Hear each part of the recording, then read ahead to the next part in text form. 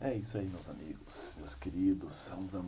Vamos dar continuidade então a mais um videozinho, né? É o último dessa série de 4 da unidade 11.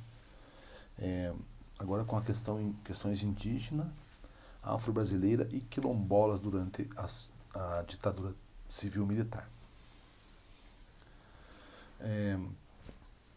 Então, ali nos primeiros, na página 40 do livro didático de vocês, do LD, na apostila ali, então eles dizem o seguinte: nos períodos anteriores da República, ao menos como plano de governo, figurava o programa de integração nacional dos grupos indígenas. Durante o período da ditadura civil-militar, essa propaganda foi abandonada.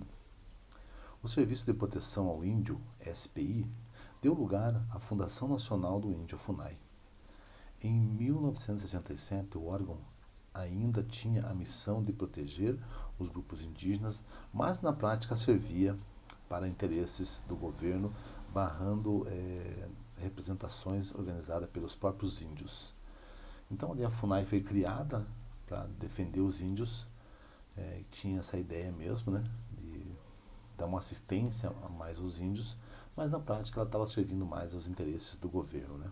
Tinha uma influência muito forte dos interesses do governo naquele período.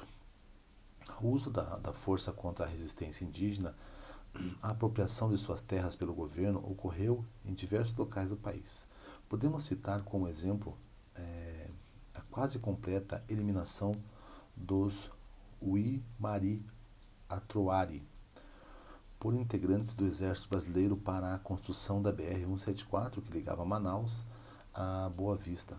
A comunidade, que na década de 1970 contava com cerca de 3 mil integrantes, na década de 1980, 10 anos, estava reduzida a 332 indígenas. Então vejam que tinham essas disputas com o próprio exército, né? E acabavam tendo essas batalhas. Os índios não aceitavam muito essa situação, onde essas pessoas queriam construir estradas. Foi o caso aqui da BR mesmo, né, da 174. E esse período militar também teve muito desmatamento na Amazônia, do modo geral, né, com a Transamazônica. Então, assim, são projetos assim que acabavam batendo de frente com os índios, com a proteção ao meio ambiente. E isso é uma coisa era bem presente também nessa época da ditadura civil-militar. Os indígenas não aceitavam tal condição passivamente. Com o auxílio de ONGs e de Ordem dos Advogados do Brasil, a OAB, de setores da igreja e de lideranças indígenas, promoveram assembleias. A finalidade delas era discutir questões de interesse desses povos, com destaque para a demarcação de terras. Então eles queriam que as terras indígenas fossem demarcadas, que eles tivessem um território só deles, e esse território fosse respeitado e não fosse invadido e nem construído nada pelo governo ou por qualquer outra pessoa, né? Essa era a ideia e a exigência desses indígenas nesse período. No início da década de 1980, foi constituída a União das Nações Indígenas, em que o indígena se colocava mais como sujeito político com voz própria. Essas iniciativas não foram apoiadas pelo governo, que defendia apenas a FUNAI como órgão oficial dos indígenas, ainda que eles próprios não a vissem dessa forma. Então, claro que eles estavam bem descrentes com a FUNAI, né? Porque eles tinham essa ideia de que a FUNAI trabalhava dentro do que o governo estava precisando no momento, né? E não visava muito os interesses dos indígenas.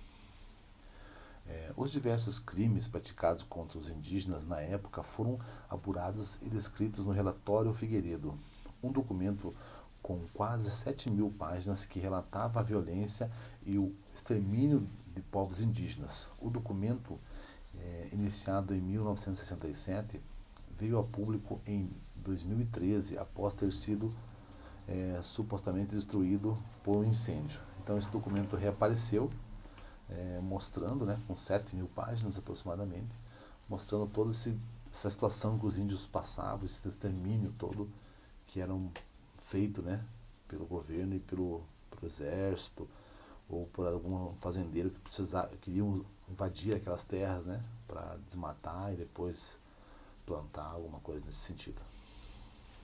Assim como os indígenas, a população, na página 41, assim como os indígenas, a população negra também buscou uma organização política no contexto nacional ditatorial.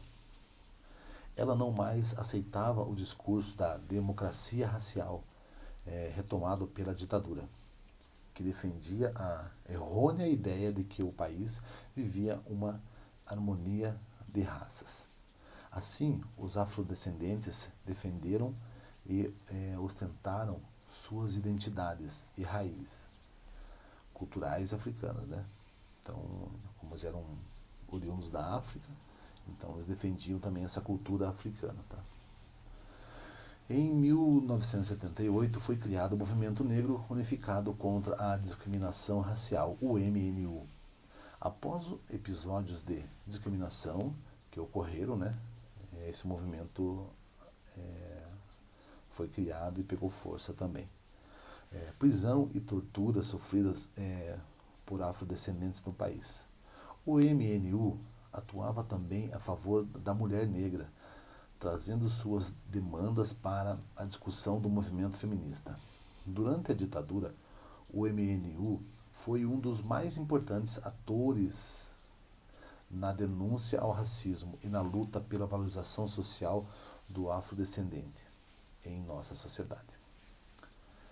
Então ele fala um pouquinho dessa luta também, que não foram só os indígenas, mas esses afrodescendentes também precisavam ter voz, precisavam ter um destaque, né? E precisavam ser ouvidos, e também precisavam de terras, precisavam de perspectiva de futuro, né? De igualdade social também.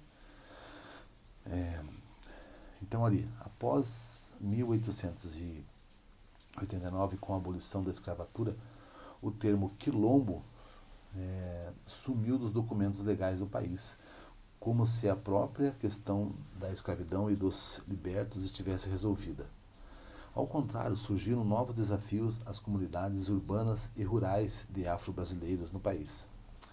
No caso da população rural, muitos indivíduos permaneceram onde se estabeleceram em comunidades quilombolas, lutando para que o direito a elas fosse respeitado e reconhecido.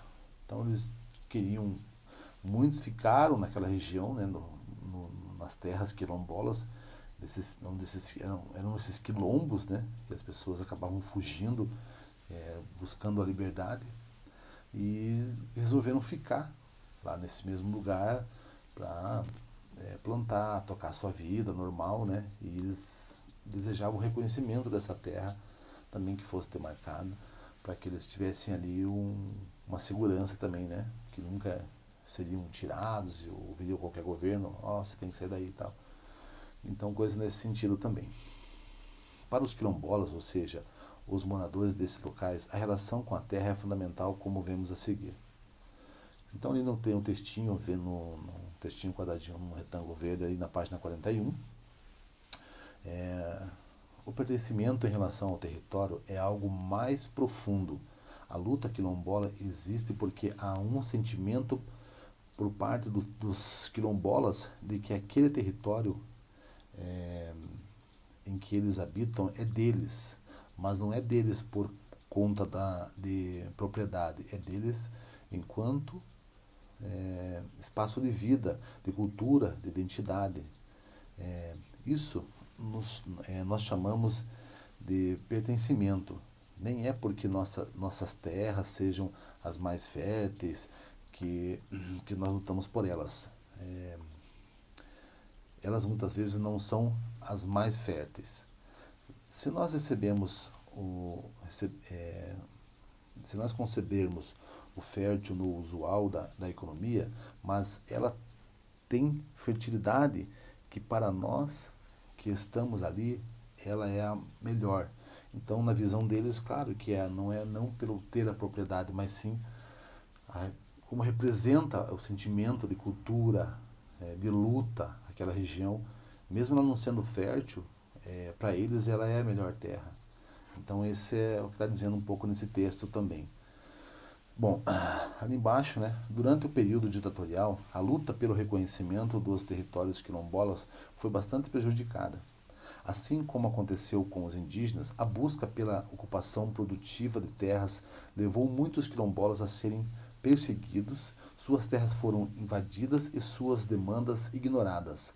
Foi apenas a partir da década de 1980, com o fortalecimento do movimento negro, que a voz dos quilombolas foi reconhecida. Então ali, a partir de 1980 só, que esses quilombolas começaram a ser ouvidos e ser reconhecidos como povo, né, como região, como terra, e serem ouvidos, né, suas reivindicações, que eram muito justas até naquele momento. Tá? Bom, a gente falou um pouquinho também dos indígenas, dos quilombolas, né? Então, assim, dos afros brasileiros, para a gente fechar um pouco essa unidade 11 e tudo que aconteceu nesse período, nessa ditadura civil militar, né, que o Brasil passou.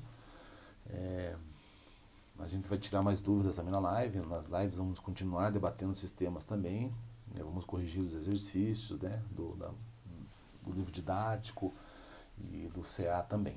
Tá? Qualquer dúvida você chama o Prof. Lino, no privado, a gente conversa, troca umas ideias ali também, não tem problema nenhum. Bom, a ideia é que agora a gente vai fazer mais 4 vídeos depois, né? E eu vou fazer mais um aprofundamento de temas também, de cada um desses temas. Eu vou fazer talvez mais um videozinho de cada um deles.